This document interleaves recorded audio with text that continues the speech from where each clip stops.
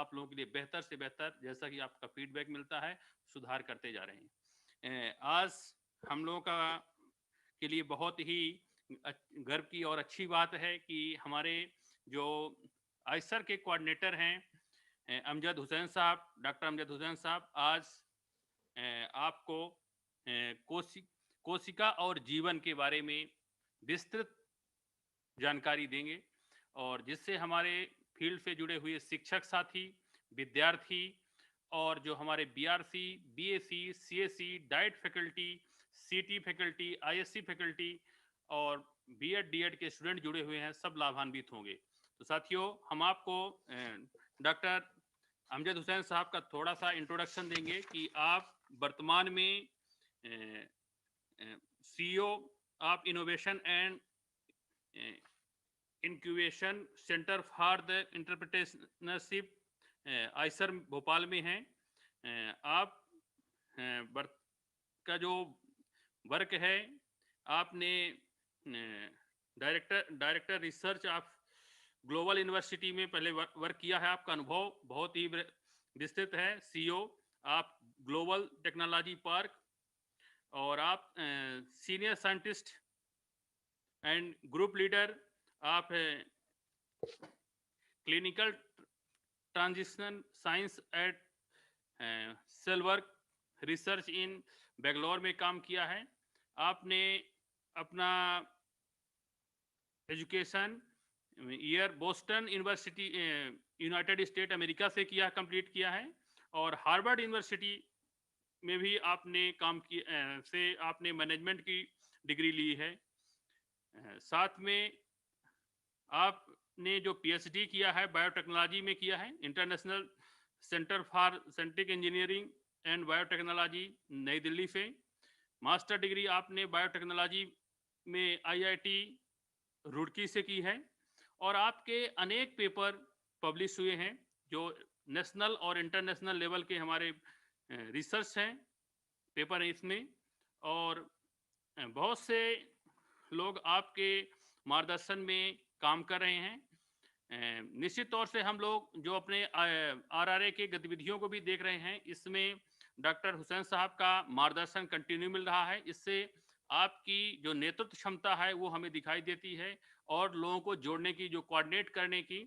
तो निश्चित ही आज हम सब लोग सर के अनुभवों को, अभी तक तो हम लोग कोऑर्डिनेटर के रूप में, नोडल के रूप में लाभान्वित हो रहे थे। आज सर के एकेडमिक रूप से जो ज्ञान हमें मिलेगा उससे लाभान्वित होंगे। और मैं आमंत्रित करता हूं पुनः डॉक्टर अमजद हुसैन साहब को कि आप हमारे प्रदेश के विद्यार्थियों को, शिक्षकों को और जो हमारे टीचर एजुकेटर हैं उनका मार्गदर्शन करें, प्लीज।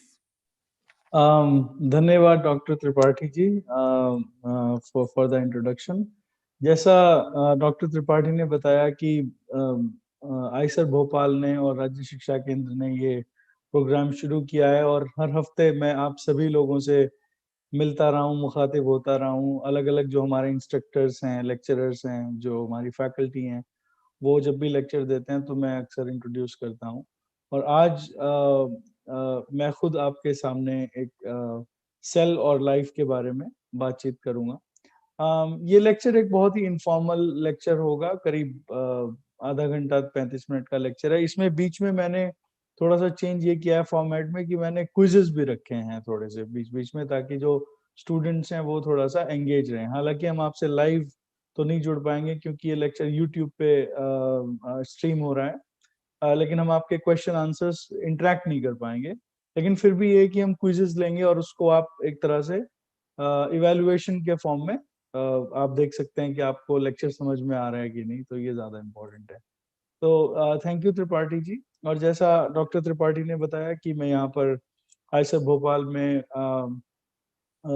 चीफ एग्जीक्यूटिव ऑफिसर की तरह innovation and incubation centre for entrepreneurship में काम करता हूँ, और मैं यहाँ पे प्रिंसिपल साइंटिस्ट भी हूँ। और इसके पहले मेरी सारी ट्रेनिंग जो भी है वो बायोलॉजी, बायोटेक्नोलॉजी और थोड़ा सा बिजनेस मैनेजमेंट में, जो कि मैंने हार्वर्ड में किया है। तो बिना ज़्यादा देर किए हुए मैं आज के लेक्चर की शुरुआत करता हूँ।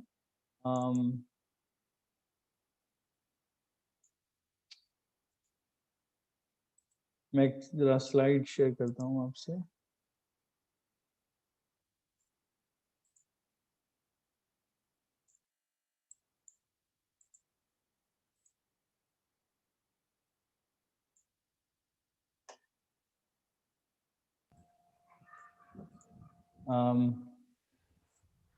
अरुण देख पा रहे हैं आप?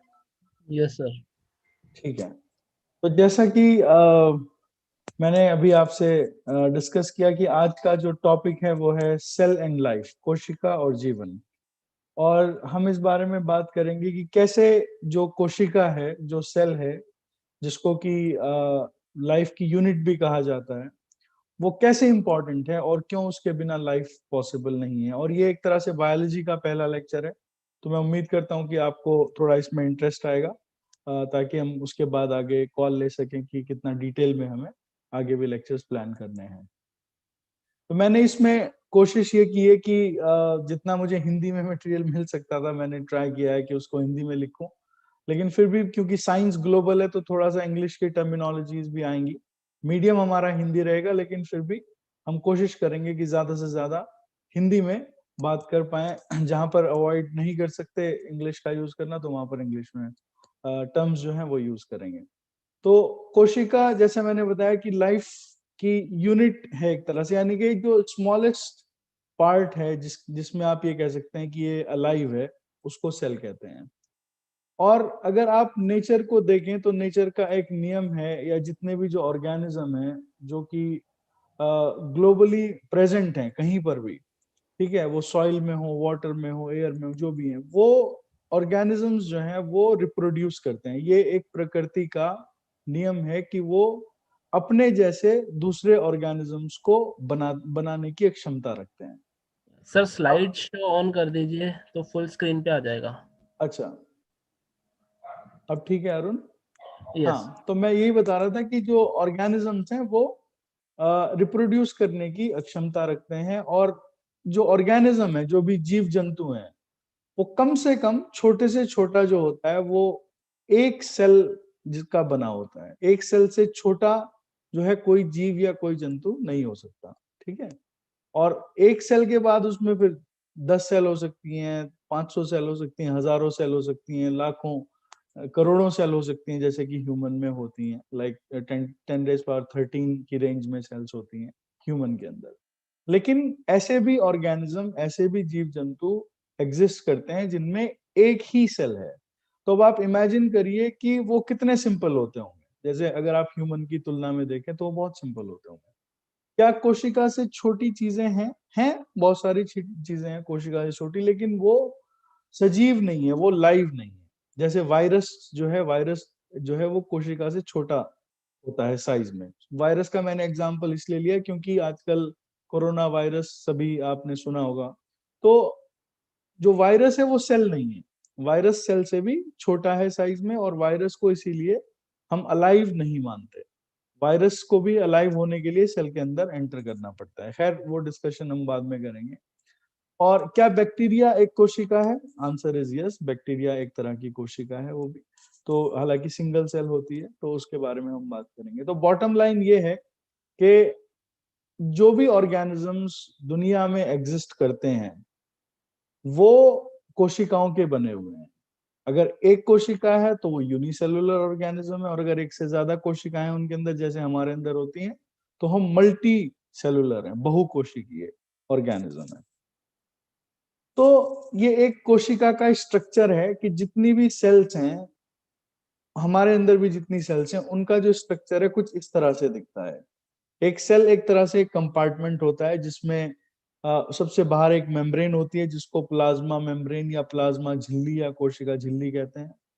और उसके अंदर थोड़ा वाटर और फ्लूइड होता है जिसको साइटोप्लाज्म कहते हैं। और बहुत सारे ऑर्गेनेल होते हैं जैसे माइटोकॉन्ड्रिया, मैं बहुत डिटेल में नहीं जाऊंगा, राइबोसोम, लाइसोसोम।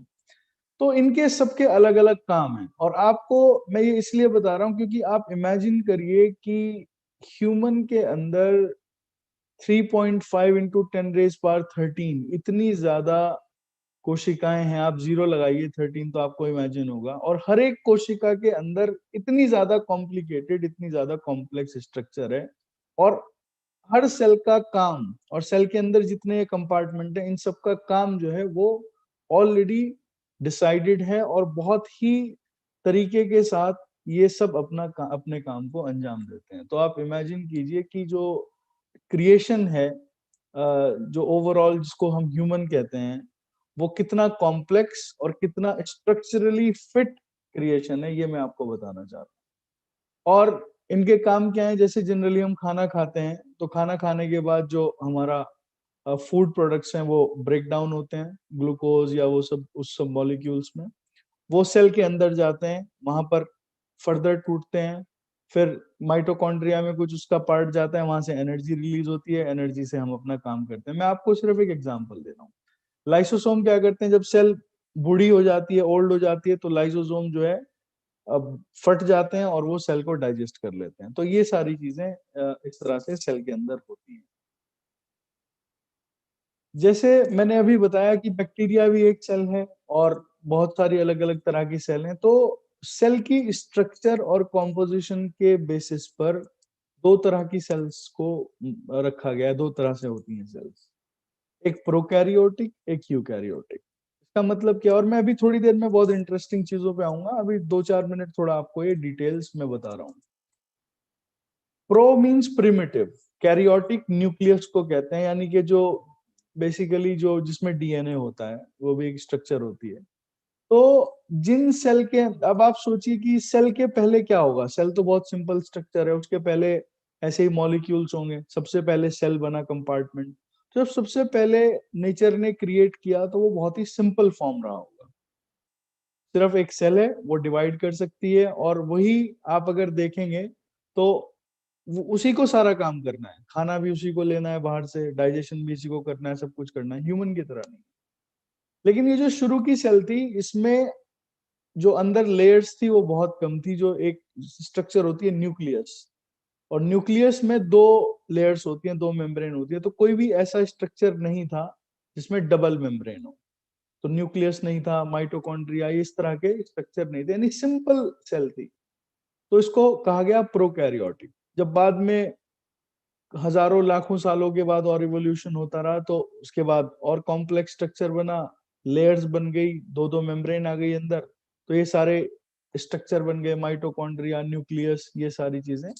तो उसको कहा गया eukaryotic. Eukaryotic means true nucleus, prokaryotic means primitive nucleus.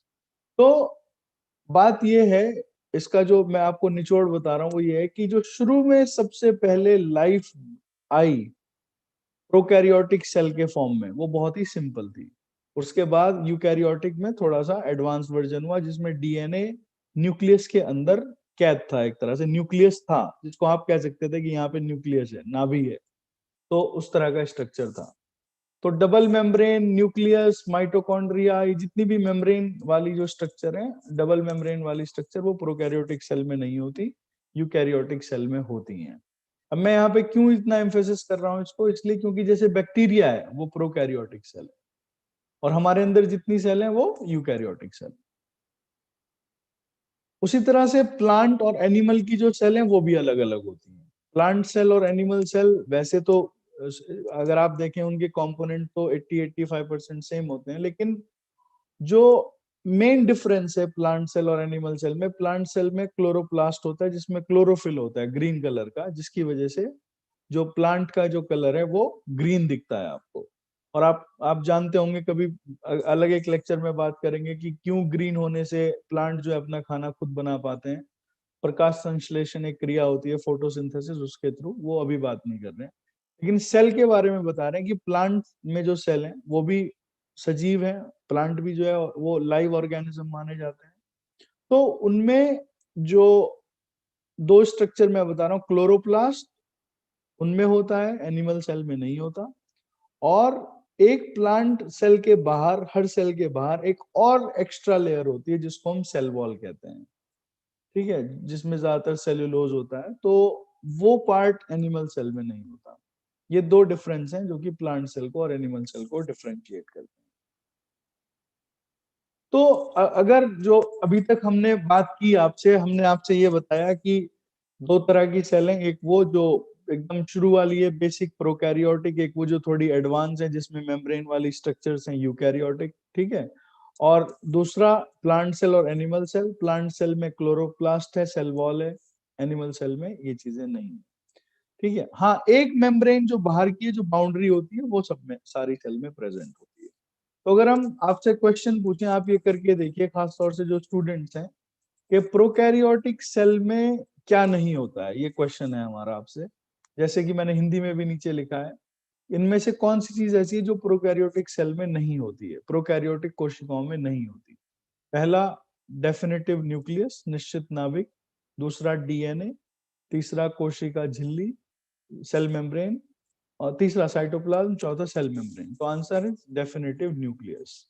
Cell membrane सब में होती है, बस डबल मेम्ब्रेन स्ट्रक्चर नहीं होती प्रोकैरियोट्स में। दूसरा, अगर मैं आपसे पूछूं कि प्लांट सेल में कौन सी ऐसी स्ट्रक्चर है जो प्रेजेंट होती है और एनिमल सेल में नहीं होती, cell membrane, cell wall, mitochondria, cytoplasm. तो जैसे मैंने अभी बताया, आंसर इज सेल वॉल, ठीक है। तो सेल वॉल जो है, कोशिका भित्ति जिसको कहते हैं, वो प्लांट सेल में होती है, एनिमल सेल में नहीं होती। तो अब थोड़ा सा इंटरेस्टिंग पार्ट पे आते हैं कि जो इवोल्यूशन हुआ, सबसे पहले मान लीजिए बैक्टीरिया बना, एक सिंपल सेल थी, फिर सेल में थोड़ी और कॉम्प्लेक्स स्ट्रक्चर आई, ठीक है। फिर उसके बाद कई हजारों सालों के बाद में मल्टीपल सेल्स इकट्ठा हुई और कॉम्प्लेक्स ऑर्गेनिज्म बने, फिर और कॉम्प्लेक्स होते गए। जब वो और कॉम्प्लेक्स होते गए तो उनमें ऑर्गन टिश्यू बने, ऑर्गन बने, राइट। जैसे कि मान लो उनमें फिर क्या होगा, मसल्स डेवलप हुई, मसल डेवलप हुई तो हार्ट डेवलप हुआ, ठीक है। फिर उसी तरह से न्यूरॉन डेवलप हुए, न्यूरॉन डेवलप हुए तो आगे चल करके ब्रेन बना। तो इससे ये भी पता चलता है कि जो शुरू के ऑर्गेनिज्म रहे होंगे उनमें हार्ट नहीं होगा, जो शुरू के ऑर्गेनिज्म रहे होंगे उनमें मसल नहीं रही होंगी, उनमें ब्रेन नहीं रहा होगा। ब्रेन नहीं रहा होगा तो वो सोच भी नहीं पाते होंगे, सोच नहीं पाते होंगे तो वो देख भी नहीं पाते होंगे, क्योंकि ये सारी चीजें भी अल्टीमेटली न्यूरोनल नर्वस सिस्टम से ही कनेक्ट होती हैं। तो इससे ये पता चलता है कि जो ह्यूमन के अंदर एक्टिविटीज है वो काफी एडवांस स्टेज पे हैं, और पहले बहुत सारे ऐसे ऑर्गेनिज्म है, और मैं आपको कुछ एग्जांपल दूंगा जिनमें पैर ही नहीं है, वो चल ही नहीं पाते, या वो रेंग के चलते हैं, और सारी चीजें। तो हम उस पे आएंगे अभी। तो जैसे मैंने अभी बताया कि बैक्टीरिया एकदम सिंपल सेल है, प्रोकैरियोटिक। फिर और दूसरी सेल बनी जो थोड़ी एडवांस है, और फिर जैसे ह्यूमन है, वो बहुत एडवांस कॉम्प्लेक्स स्ट्रक्चर है। लेकिन हम ये जानेंगे कि ये बैक्टीरिया से ह्यूमन तक का जो सफर है, जो नेचर ने ये क्रिएट किया है, उसमें भी अलग अलग थ्योरीज हैं। कुछ लोग कहते हैं कि सब एक साथ बना, कुछ लोग कहते हैं सिक्वेंशियल बना। तो जैसे भी है हम उसको डिस्कस करेंगे। लेकिन मैं ये बताना चाहूंगा कि ऐसा कैसे हुआ, मतलब ये जो मल्टी सेलुलर ऑर्गेनिज्म है उनमें कॉम्प्लेक्सिटी कैसे है और वो किस तरह से एडवांस है। अगर आप इस स्लाइड पे देख पा रहे हैं, ये थोड़ा उतना क्लियर नहीं है, तो इसमें मैंने एक स्लाइड के जरिए आपको बताया कि कौन कौन से जो ऑर्गेनिजम्स हैं वो बने, और ह्यूमन तक, आगे तक, बीच बीच में क्या क्या चेंजेस आए। तो दूसरी जो स्लाइड है उसमें ज्यादा क्लियर हो पाएगा। अगर आप देखें, इसमें जो पहला फिगर है जिसपे पॉरीफर्स लिखा हुआ है, आप अगर देख पा रहे हैं, तो ये स्पॉन्जेस हैं। ये पहले ऑर्गेनिज्म है एक तरह से जो जो मल्टी सेलुलर है। जैसे पहले तो सिंगल सेल वाले थे, उसके बाद काफी सारी सेल एक साथ आ गई, तो मल्टी सेलुलर हो गए। लेकिन इनमें भी वॉक मोशन नहीं होता था, इनमें पैर नहीं थे, इनमें हार्ट नहीं था, इनमें नर्वस सिस्टम नहीं था। उसके बाद निडेरियंस आए, ठीक है, इनमें थोड़ा थोड़ा चीजें आई, बट इनमें भी ये सब चीजें नहीं थी, हार्ट, नर्वस सिस्टम ये नहीं था, बट थोड़े और कॉम्प्लेक्स थे ये, और इनमें ज्यादा स्ट्रक्चर थी। लेकिन मसल नहीं थी, हार्ट नहीं था, बोन नहीं था, कार्टिलेज नहीं था, इस तरह की कोई चीजें इनमें भी नहीं थी। फिर प्लेटी हेलमिन्थ्स, जो टेप वर्म जिसको कहते हैं, जो कि डिजीज भी कॉज करता है ह्यूमन में। अगर आप देखें, इसमें बीच में एक आपको लाइन नजर आ रही है, और ये पहले ऑर्गेनिज्म थे जिनमें सबसे एक तरह से न्यूरॉन जो है वो डेवलप हुए। थोड़े बहुत न्यूरॉन पहले भी थे, बट यहाँ से एक वो सर्कल के फॉर्म में डेवलप हुआ। आगे चल करके फिर आप देखेंगे एसके हेलमिन्थ्स जो एस्केरिस हैं, ये थोड़े लगने लगे अब कि ये जीव जैसे हैं। और एनिलिड जो अर्थवर्म है, वो आपको लग रहा है कि हाँ, उनमें अब थोड़ा स्किन के ऊपर सेगमेंट आपको नजर आ रहे हैं, जिसके थ्रू वो एक तरह से लोकोमोशन में जब मूव करते हैं तो उसमें भी हेल्पफुल होते हैं। और हर सेगमेंट्स में कुछ ना कुछ इनके ऑर्गन भी होते हैं, मतलब सेगमेंट वाइज तो पहली बार जो स्ट्रक्चर है वो आपको दिख रहा है कि स्ट्रक्चर थोड़ी और बेहतर होती जा रही है। फिर आर्थ्रोपोड आए, आर्थ्रोपोड में ये सारे हैं जिसमें जैसे फ्लाइज हैं, मॉस्किटोज हैं, तितली हैं, ये आर्थ्रोपोड्स हैं, मोलस्क हैं, फिर इकाइनोडर्मेट्स हैं जैसे जो जो जिसमें तारा मछली जिसको कहते हैं स्टारफिश, उसमें आती है। तो ये एक तरह का कॉम्प्लेक्स प्रोसेस है। मेरा कहने का मतलब ये है कि एक सिंगल सेल से मल्टी सेल बने, मल्टी सेल के बाद फिर उसमें थोड़े थोड़े ऑर्गन और सिस्टम डेवलप होते रहे, और इस तरह से चलते चलते फाइनली आपको दिखने लगा कि हाँ ये एक ऑर्गेनिज्म की शक्ल में ये चीजें हैं। इस तरह से इवोल्यूशन हुआ। उसके बाद ये जो, लेकिन इन सारे के सारे ग्रुप में अभी तक एक चीज थी जो अभी तक नहीं आई थी, वो था कि इनमें वर्टिब्रल कॉलम नहीं होता था, जो पीछे रीढ़ की हड्डी होती है वो इनमें सब में नहीं थी। वो फिर वर्टिब्रेट्स में आई। कॉर्डेट्स भी उसी का एक तरह से, कॉर्डेट्स भी सिमिलर ग्रुप है, थोड़ा चेंजेस है बट मैं डिटेल में नहीं जा रहा। तो आप देखेंगे कि जो फिश है, फिर एम्फीबियन है जैसे फ्रॉग है, रेप्टाइल्स हैं, बर्ड्स हैं और मैमल्स हैं, ये सारे वो ऑर्गेनिज्म है जिनमें पीछे जो वर्टिब्रल कॉलम है वो प्रेजेंट होता है। इनमें स्केलेटन होता है प्रॉपर, आपको जो है जो बोनी स्ट्रक्चर आपको देखने को मिलेगी इनमें। इनमें सारे सिस्टम है, सर्कुलेटरी सिस्टम है, हार्ट है जैसे, उसी तरह से नर्वस सिस्टम है, ब्रेन है, सोचने की ताकत है, ठीक है, आईज हैं, देख सकते हैं, ये सब चीजें। आइस तो पहले भी डेवलप हो गई थी आर्थ्रोपोड में। तो आपको बहुत डिटेल में जाने की जरूरत नहीं है, मैं आपको सिर्फ ये बताना चाह रहा हूँ कि इवोल्यूशन में जितने ऑर्गन सिस्टम जो भी आप देखते हैं जो हमारे अंदर हैं, वो सारे के सारे सेल्स के बने हुए हैं, ठीक है। और ये सेल्स ही हैं जो अलग अलग तरह के सिस्टम्स बना रही हैं और अलग अलग तरह से उनके फंक्शंस जो है वो हो रहे हैं।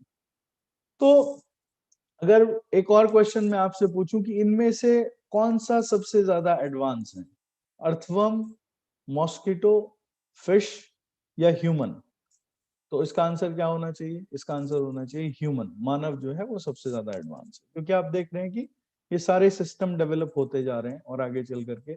और मानव जो ह्यूमन है वो किस ग्रुप में आएगा? मैमल्स में। जैसे मैंने पिछली स्लाइड में दिखाया, आप देख रहे हैं एक पिक्चर में जिसमें एक जो बेबी है, वो जो बफेलो बेबी है, वो आई थिंक वो मिल्क फीड कर रहा है, तो वो मैमल है। वो हमारा भी वही ग्रुप है, हम भी मैमल ही हैं। और सभी जो ह्यूमन हैं, human men women, they all belong to mammals, है ना। तो fish, amphibian, reptile, birds, mammals, इस तरह से ये इवोल्यूशन हुआ।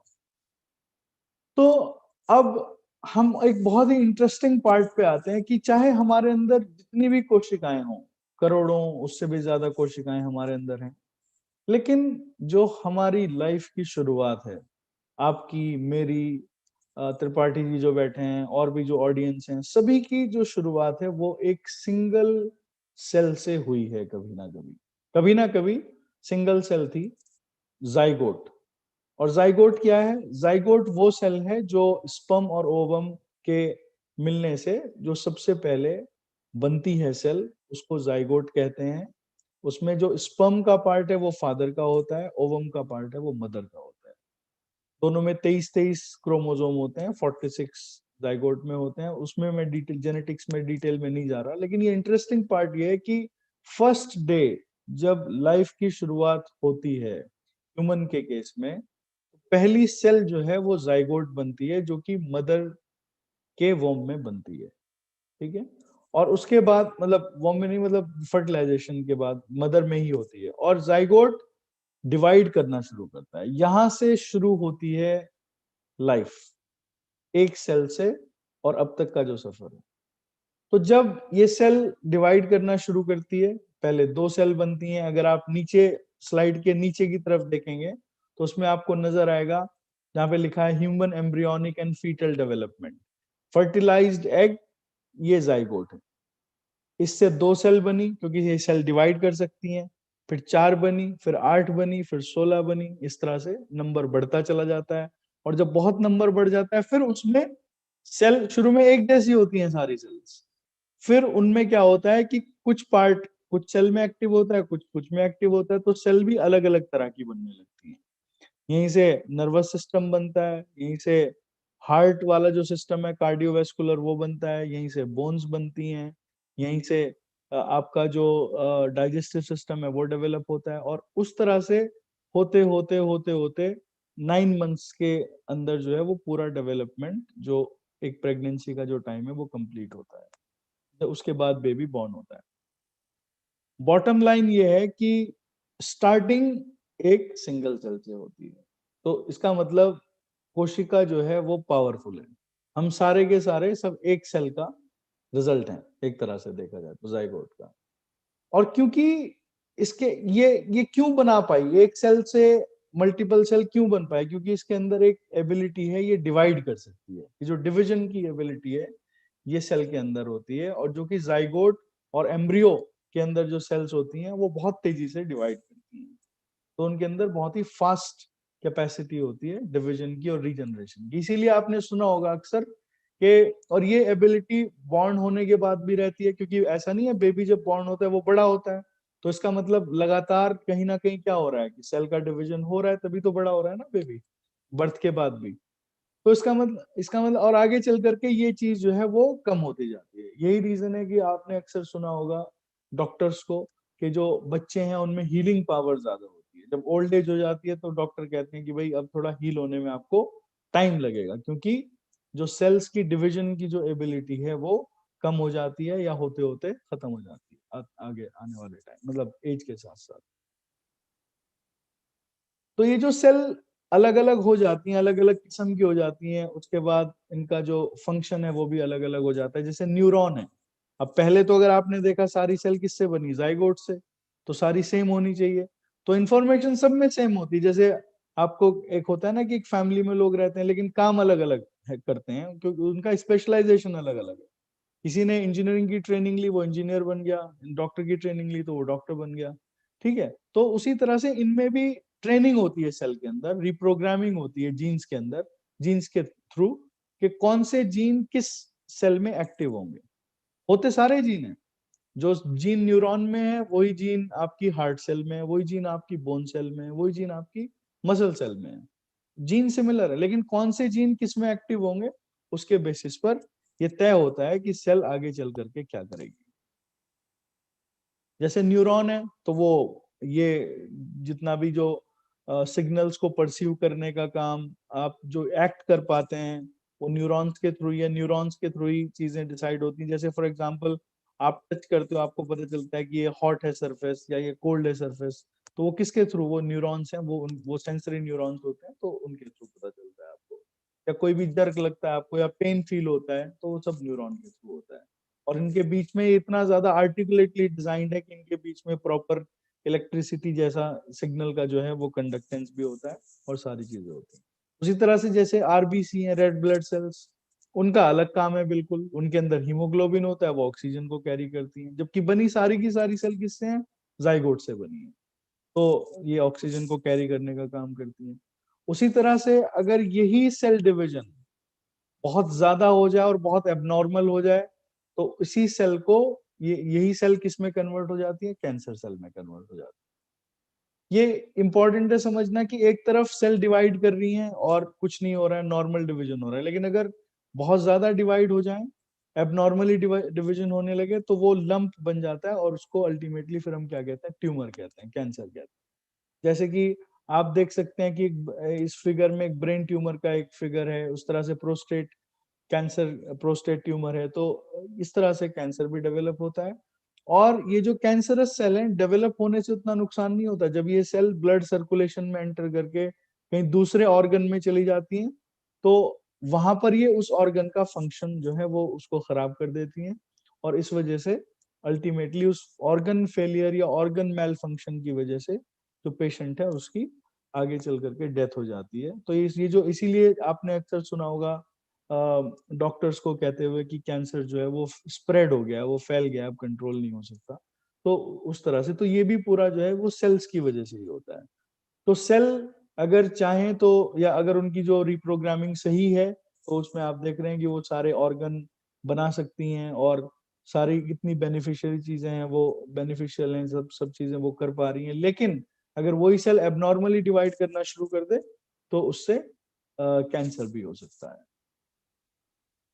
आपने आजकल न्यूज में काफी पॉपुलर है स्टेम सेल्स। तो स्टेम सेल्स क्या हैं? एम्ब्रियोनिक स्टेम सेल्स भी कहते हैं। ये वो सेल्स हैं जिनके अंदर डिवीजन की बहुत ज्यादा कैपेसिटी होती है। अब अभी अभी मैंने बताया कि डिवीजन की कैपेसिटी किसके अंदर होती है? कैंसर सेल के, वो तो एबनॉर्मल है। दूसरी कौन सी सेल बताई मैंने? एम्ब्रियो में जो सेल्स हैं, एम्ब्रियोनल सेल जो जाइगोट से बन रही हैं, ठीक है, तो उनके अंदर बहुत कैपेसिटी होती है डिवीजन की। तो आजकल ये एक नया फील्ड भी है, स्टेम सेल बैंकिंग भी आजकल काफी हॉट एरिया है। उसमें क्या करते हैं कि एम्ब्रियो से थोड़ी सी स्टेम सेल निकाल करके उसको स्टोर कर लेते हैं, ताकि बाद में अगर कोई डिजेनरेटिव डिजीज है और अगर स्टेम सेल की जरूरत है तो उनको यूज किया जा सके। इन सेल की खास बात ये होती है क्योंकि ये एम्ब्रियो से ली गई हैं, जो फीटस स्टेज में है, तो इनके अंदर डिवीजन की जो कैपेबिलिटी है वो बहुत ज्यादा होती है। और तब तक ये नाइव सेल होती है। नाइव मतलब जैसे बच्चा होता है ना, उसको चाहे किसी फॉर्म में आप ढाल दीजिए, उसको चाहे आप इंजीनियरिंग की ट्रेनिंग दे दीजिए, मेडिकल की ट्रेनिंग दे, तो ये उस फॉर्म में है। इनका अभी तक रिप्रोग्रामिंग नहीं होती है, तो इसलिए इनको स्टोर किया जा सकता है। अब टेक्नोलॉजीज हैं उस तरह की, और बाद में अगर कभी कोई इमरजेंसी हो तो उसके लिए इन सेल्स को यूज भी किया जा सकता है। तो जो मैंने अभी तक आपको जानकारी दी, वो मैंने आपको ये बताने की कोशिश की अभी तक कि जो सेल है, सेल के अंदर लाइफ की एक कंप्लीट इंफॉर्मेशन मौजूद होती है। एक सेल सारी चीजें कर सकती है, एनर्जी प्रोड्यूस कर सकती है, उसके अलावा मॉलिक्यूल्स को जो है वो ट्रांसपोर्ट कर सकती है, बहुत सारी चीजें, डिवाइड भी कर सकती है सेल। और वही सेल अलग अलग फॉर्म में डिफरेंशिएट भी हो जाती है, जैसे अलग अलग फंक्शन परफॉर्म करती है बॉडी में।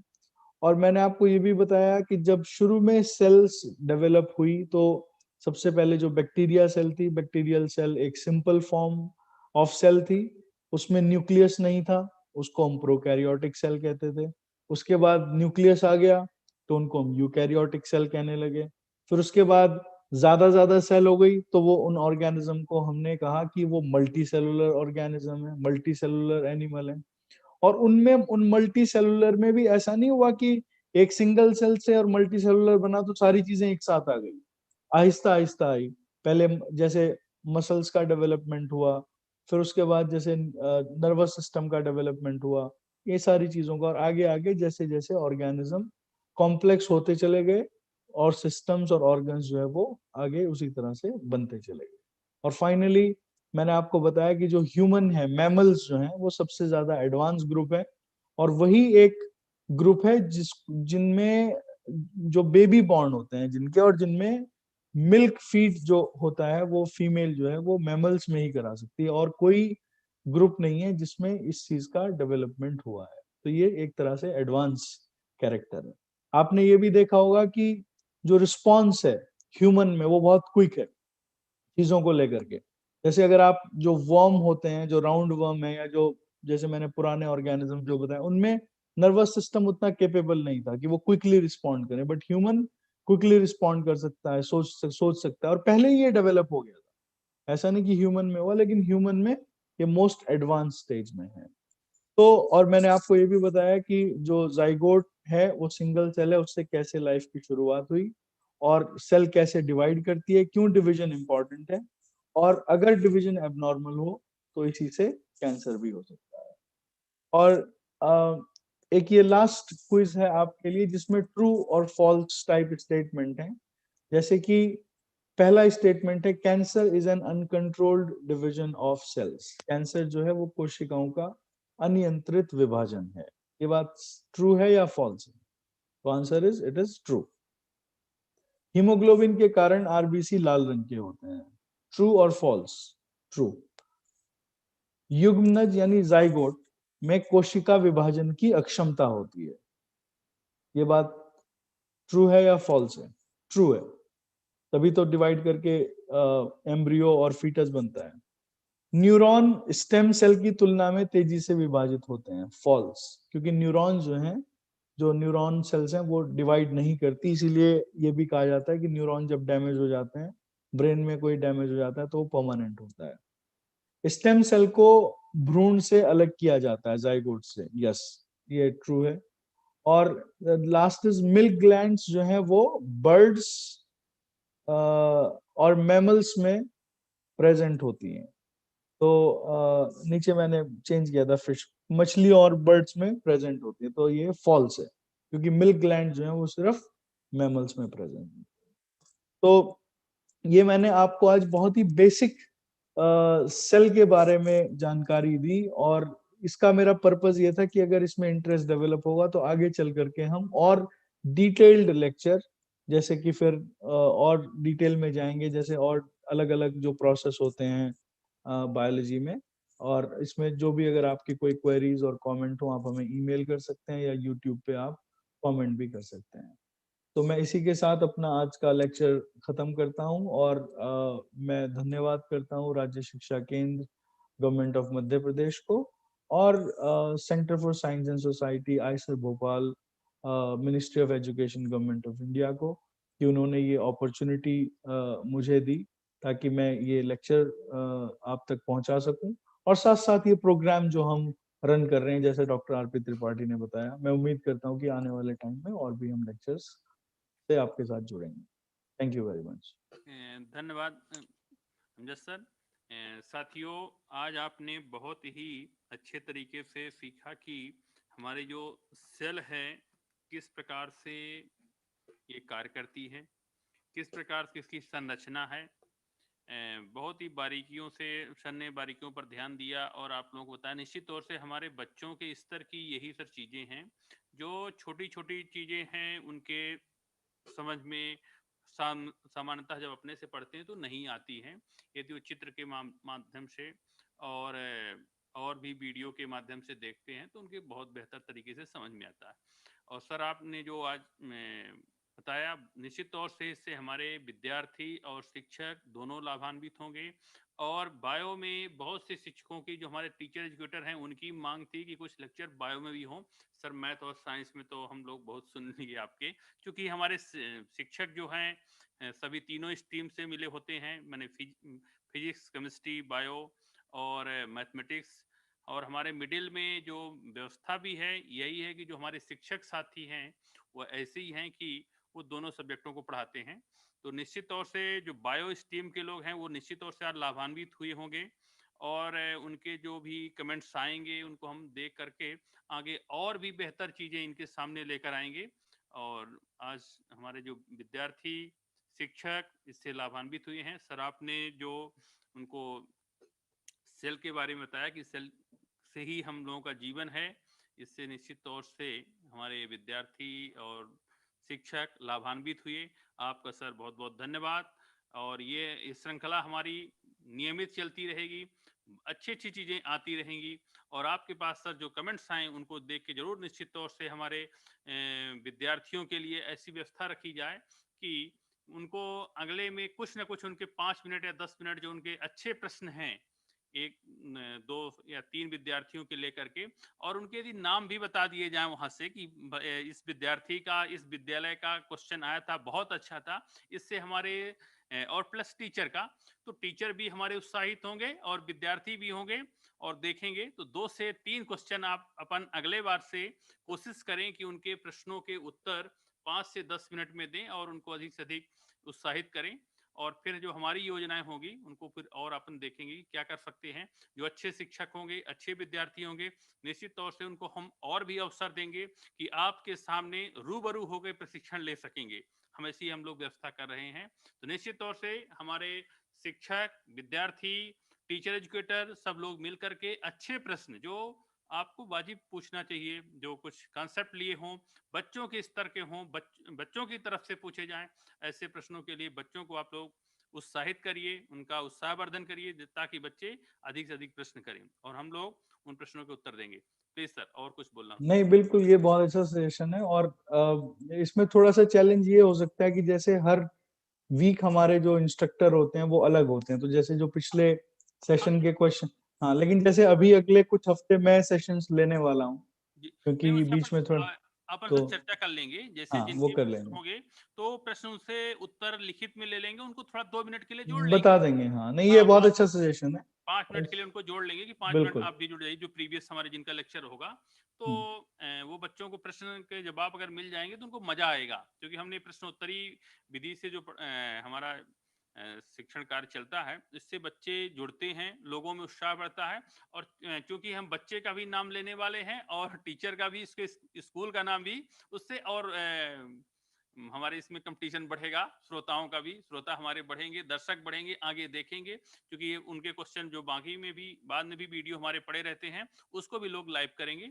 और देखेंगे। प्लीज। नहीं नहीं, बिल्कुल हम इसको करेंगे, और आप इसको ज्यादा से ज्यादा स्प्रेड कीजिए, शेयर कीजिए, और काफी सब्सक्राइबर्स हैं हमारे चैनल पर ऑलरेडी, लेकिन और भी ज्यादा से ज्यादा आप उसको भी देखिए, और एक कम्युनिटी में भी इसको शेयर कीजिए, तो आई एम होपिंग की चीजें श्योर सर। ठीक है। Thank you Tripathi ji. तो धन्यवाद सर, और अगली बार से अपन कुछ सुधार ऐसे करते हुए जोड़ते जाएंगे, प्लीज। ठीक है, थैंक्स। ओके, सभी का धन्यवाद, प्लीज। Okay, thank you.